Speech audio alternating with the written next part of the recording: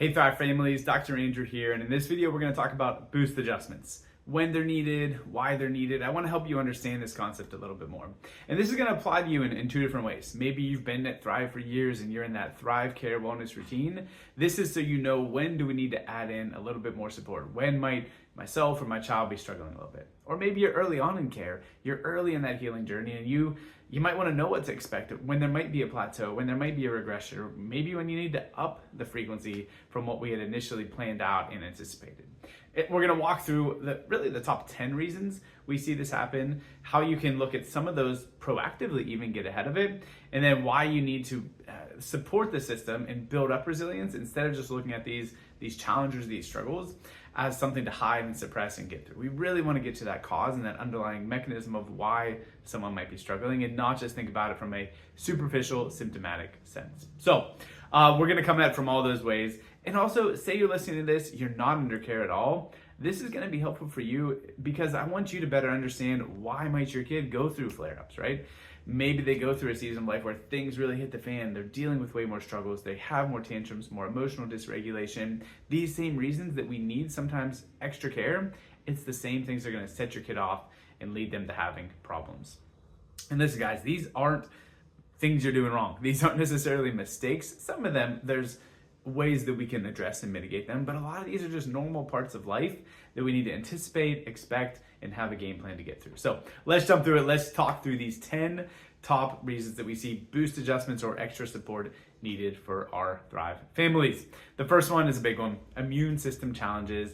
Any sort of illness, any sort of struggle is going to affect your system in a major way. One, you're not feeling very good while you're going through it, so you want extra support, you want extra care anyways, just to get through that crap faster. But also, it really drains your system. It drains those resources and reserves, right? Your nervous system, your body has to put energy towards healing instead of everything else you're doing. That's why we're going to see kids that have a little immune system struggle. Their emotions are going to go haywire. Their sleep might get really rough too, which is going to not help the emotions. Everything is going to be wrecked. So that is something that everyone is affected by.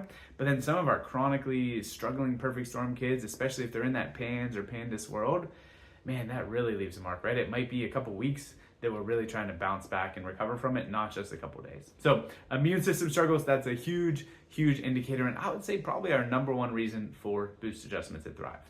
Number two, this isn't something bad. It's not something you're doing wrong, just growth spurts. It's big changes, and you can think about it from a baby's perspective as also developmental leaps and milestone changes. Our bodies can change in rapid phases, right? Healing and growth is not a linear process. It has big jumps and then a plateau and a leveling out and then another big jump. When we have those big physical changes, it massively stresses out our nervous system, right? It is physically growing and lengthening and changing our neuromuscular system and posture. And any of those little kinks in the chain, any of those little stressors that were being managed, that were being addressed and kind of at a good place, that might get ramped up, right? Their primary patterns, their primary scan findings or subluxation findings are probably going to show back up when we hit that big growth spurt. So that's one that we definitely need some extra support with as well. One specifically to babies is teething. That's another one that, I don't know, just personally, that one gets to me as a dad and as a parent. Because there's nothing wrong, right? There's nothing that you need to fix. There's nothing that is wrong in that experience. It's a normal part of baby life, but they do not like it. And understandably so, right? You've got a tooth bursting through your flesh. That usually can involve some crankiness, some drooling, might have a little bit of a fever. They might not be sleeping very well. For most kids, there's some that parents are like, oh, I didn't even know they were going through it until I saw another tooth pop up. Those are times that tension and that discomfort in the kid is going to be ramped up, and we definitely would recommend some more boost adjustments. That's also a time for some kids that they're more susceptible to ear infection. You might have that drainage and plumbing system clogged up. That's going to be prone to more ear infections as well. We want to definitely avoid that and the antibiotics that all too frequently come afterwards.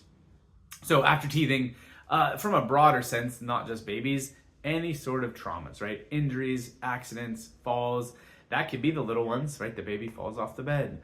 Or it could be your teenager that's playing a new sport, right? We were just talking to a family yesterday, that their teenage son is about to go to football camp, right? They're gearing up, physical activities ramping up, workouts are intensifying, training, sometimes with a sport like that, is really physical.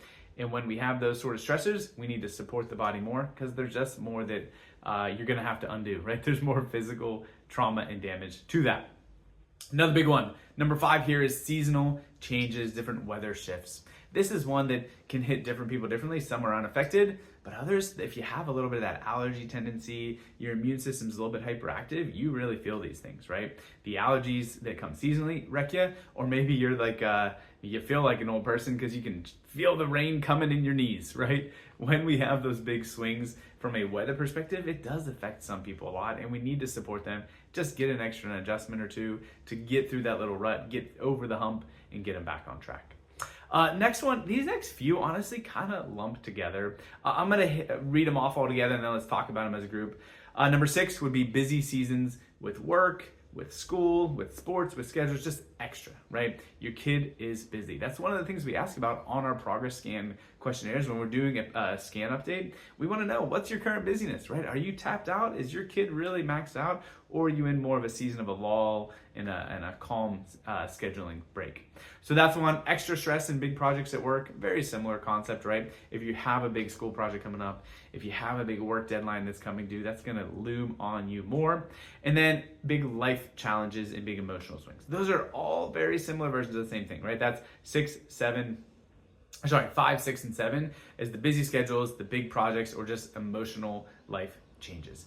Anytime there's a bigger demand on our stress system, we need to support it more. Because of what's going to happen is it's going to reset your baseline, right? Your nervous system's operating line, your foundation, instead of being in a nice chill resting place, it's going to be elevated, right? You're going to be at a 9 out of 10 just at rest.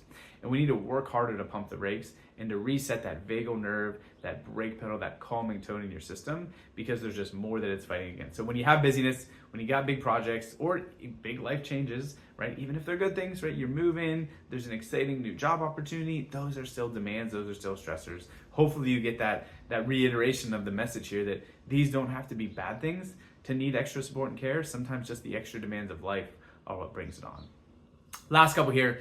Number 9, medications or medical interventions. If our kids have to go through some stuff, we want to support them extra through. Maybe they do end up needing to take a medication for something, or they have some sort of invasive testing procedure, something that's being done that's going to stress their system out.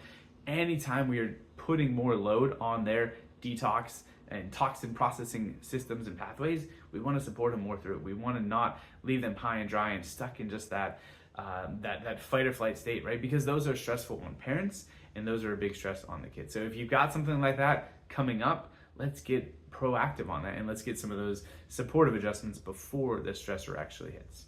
And then number 10, anytime you're starting and changing therapies. Transitions is another way to put that, right? Big transitions in life for kids, that is a big deal, especially because if they've been under the same therapy, they've been going to the same OT or speech person, they get used to them and they have a rapport, they have a relationship there. A transition is tough on them.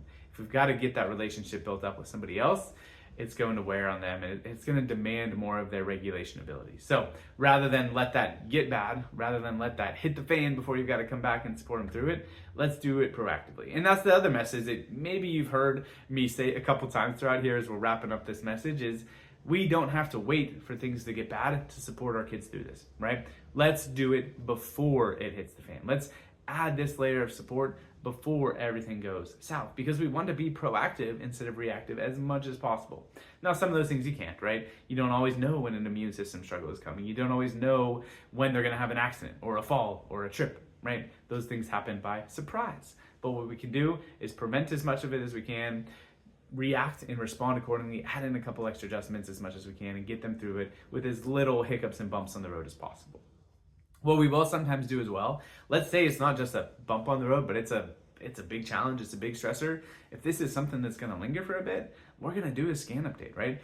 Even if you weren't due for one for a couple months or a couple weeks, we're gonna move that timeline up, check in on your nervous system, your regulation abilities sooner rather than later, and then be able to track it from that perspective too. Are there new primary subluxation patterns? Do we need to do something a different adjustment technique and adjustment protocol wise? Or do we just need to get through this little storm and keep on keeping on the other side of it? Families, parents, as always, please bring up any questions or thoughts that this brings up, right? Maybe this brings up a concern you have with one of your kids right now, or maybe a month from now, or a year from now as you're watching this. Always bring it up with us in the office. We're here to chat. We're here to work through all of that and get you the answers you need, get you the understanding you need, right? Because I want you to understand, why do we need to support them more when we're going through stuff? because we're here for the same thing you are, which is just to help your family thrive.